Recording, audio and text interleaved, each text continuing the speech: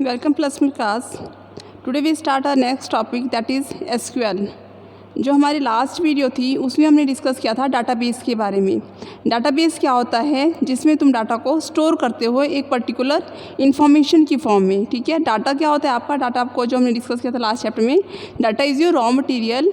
और उस raw material को जब आप एक वैल्यूएबल फॉर्म में जो है सेपरेट करके रखते हो, प्रॉपर ढंग से रखते हो, तो उसको हम डाटाबेस कहते हैं। ठीक है, और जो डाटाबेस के अंदर जो आपका डाटा है वो रहता है आपका टेबल की फॉर्म में, और टेबल बनते हैं आपके रो एंड कॉलम में। इतना हमने लास्ट वीडियो में डिस्कस किया था। ये होप आप सभी ने वो चीज़ देख ली होगी। अब जो हमारा नेक्स्ट टॉपिक है वो है एसक्यूएल। एसक्यूएल क्या है हमारा, स्ट्रक्चर्ड क्वेरी लैंग्वेज। तो एसक्यूएल क्या है, एसक्यूएल जो है आपका क्या है, जिसकी फुल फॉर्म है वो मैंने आपको बताया, आपकी बुक में यहाँ पे भी दी रखी है आपकी पीडीएफ में। SQL is acronym of structured query language. It is a standard language developed and used for the accessing and modifying the relational database. क्या करता है ये, डाटाबेस को एक्सेस करने के लिए और उसको मॉडिफाई करने के लिए जो है हम एसक्यूएल का यूज़ करते हैं। ये जो है आपका रिलेशनल डाटाबेस आपका बनाता है।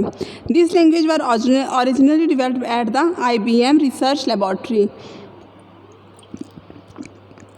ये जो है आपकी IBM रिसर्च लेबॉर्ट्री में बनी हुई थी लैंग्वेज। किसने बनाई थी, सन जोस ने, in the connection with the project developing a prototype for relational database management system. कब बनाई थी, इन द अर्ली 70s में। ठीक है, कब ये आपकी बनी थी, किसने बनाई थी और कौन से ईयर में बनी हुई थी, ये आपको यहाँ पे दिया हुआ है।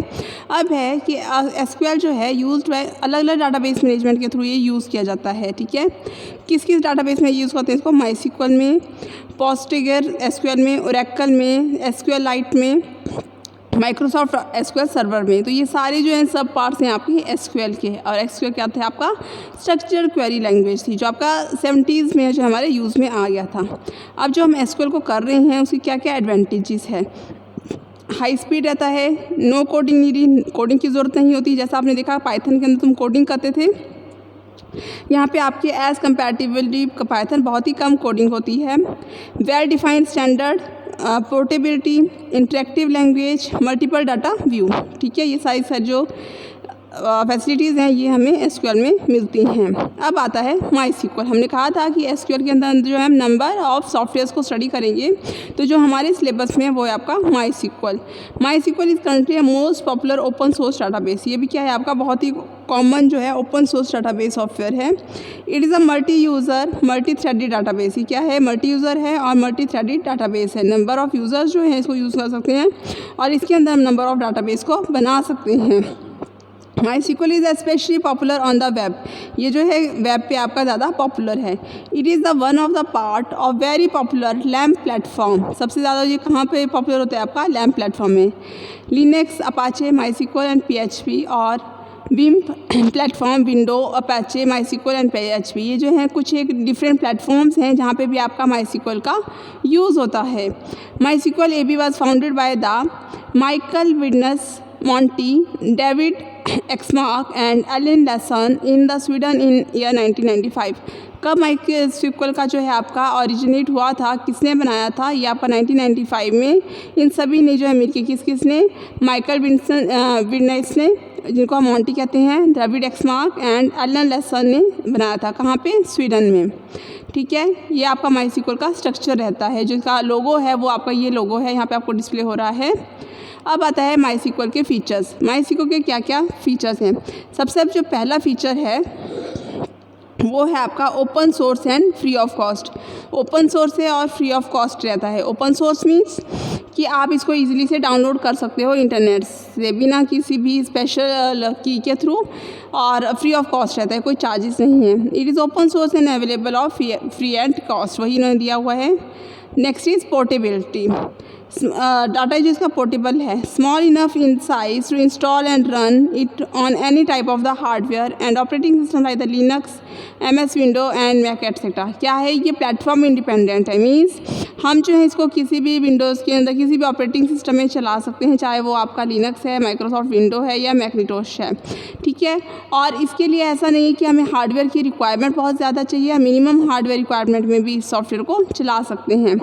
Security, database is secured and protected with the password. हाँ, डाटा सिक्योर रहता है और जो भी डाटाबेस है उसको हम इसमें पासवर्ड देते हैं।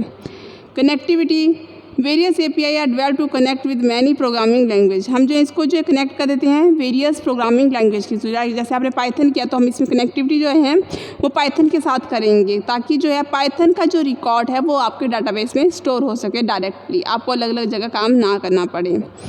नेक्स्ट है आपका query language. It's support SQL for handling database. Database को हैंडल करने के लिए भी आपका यूज़ होता है ये। अब आता है types of SQL command. MySQL की कौन कौन सी कमांड्स आपकी जो यूज़ होती हैं। फर्स्ट है DDL, that is your data definition language to create a database and table structure command like create, alter, drop etcetera. Second आ गया आपका ये जो कमांड्स हैं इनको अभी आप देख लो कि आगे इनका यूज़ कैसे करना है माइक्रोसॉफ्ट में, वो MS SQL में, वो आपको यहाँ पे बताया होगा।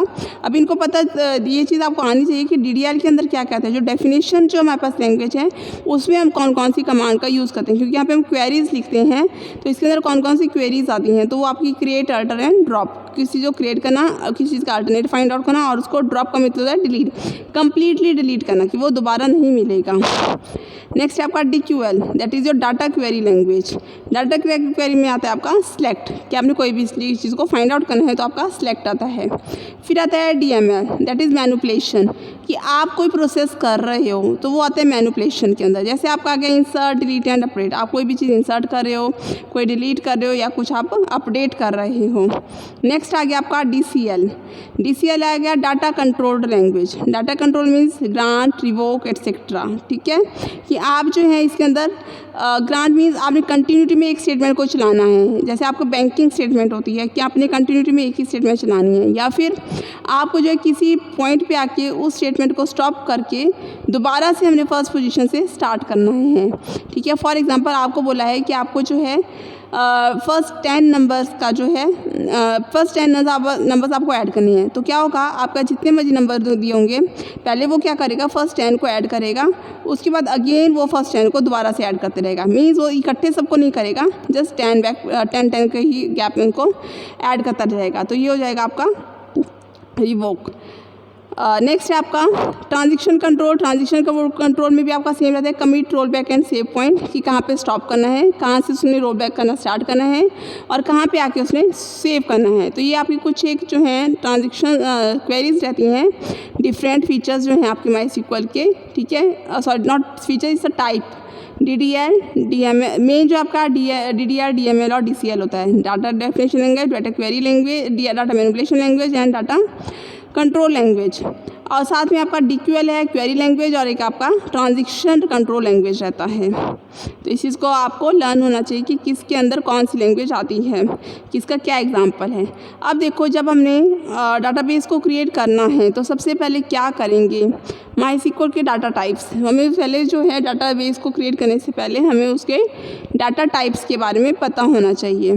न्यूमेरिक वैल्यू आएगी। न्यूमेरिक में अगर देखो आपका कोई न्यूमेरिक नंबर दिया हुआ है, न्यूमेरिक नंबर को आप कैसे लिखते हो, डेसिमल में या इंटीजर में। ठीक है, अब आपका फर्स्ट दिया हुआ है decimal. Decimal means precision scale zero field for storing floating point number where precision is a critical. Int numeric कोई भी इंटीजर वैल्यू है 0 to 9 तक। A whole number 4 byte with maximum range of -2147483648 to 21474383 means ये values आप इतनी ले सकते हो, और ज़ीरो से लेके आप कितनी ले सकते हो आगे इन्होंने आपको मेंशन किया हुआ है। ज़्यादा मैं इस चीज़ को आपको प्रैक्टिकली बताऊंगी जब ये प्रैक्टिकल आपका स्टार्ट होगा इसका। फिर आ गया स्ट्रिंग। स्ट्रिंग के अंदर आता है आपका कैर। फिक्स रेंज है फॉर स्टोरिंग स्ट्रिंग। रेंज आपकी जो है 0 to 255 रहती है, और जिसमें जो है आपका कितना जो अमाउंट ऑफ डाटा तुम स्टोर करके रखते हो। फिर आता है आपका वेर कैर। वेर कैर में क्या रहता है, आपका जो साइज़ आएगा वो वेरिएबल की लेंथ की, कितने वेरिएबल आप उसके अंदर स्टोर कर रहे हो उनकी साइज़ तुम फिक्स कर देते हो। तो साइज़ कैसा रहता है आपका, जो आपका देखो कैर और वेर कैर में क्या डिफरेंस है, जो स्ट्रिंग है उनकी जो है उनका बहुत बड़ा साइज़ नहीं होता। वेर कैर में आपको होता है कि जितना तुम्हारा स्ट्रिंग है वो पूरे के पूरे साइज़ को वो काउंट करेगा। रेंज रहेगी इसकी 0 से 255 तक, और ये स्टोर करेगा आपका और कितना जो है कितने अमाउंट ऑफ +1 बाइट तक की डाटा आपका स्टोर करता है।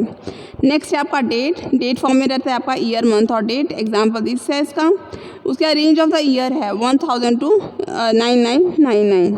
क्लियर है। तो ये सब कुछ चीज़ें थी हमारे पास जो हमारे पास स्ट्रिंग में अवेलेबल थी। अब है हमारे पास डाटाबेस कमांड इन MySQL में कौन कौन सी डाटाबेस कमांड्स आप यूज़ करते हो। शो डाटाबेस को शो करने के लिए, टेबल को शो करने के लिए, शो टेबल के लिए, अच्छा सबसे जो इम्पॉर्टेंट है ये तो हो गया शो, दिखाओ टेबल दिखाओ जी। पर सबसे पहले उनको क्रिएट कैसे करना है, वो क्या चीज़ है, वो आपके पास मेन जो थिंग है आपकी MySQL में वो यहाँ पे दी है कि क्रिएट डाटाबेस। ठीक है, डाटाबेस को क्रिएट करना। उसके बाद ड्रॉप, मैंने आपको पहले बताया था कि कम्प्लीटली ड्रॉप कर देना किसी चीज़ को।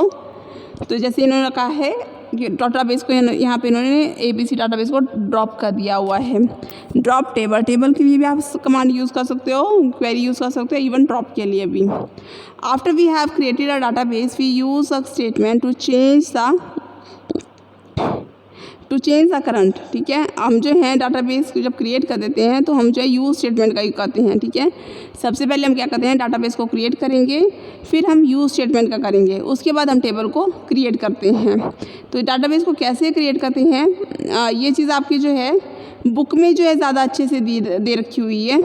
तो जिसके पास बुक्स नहीं हैं वो बुक्स ले लें, और इस चीज़ को बुक से मैं आपको बताऊंगी कि डाटाबेस को कैसे क्रिएट करते हैं।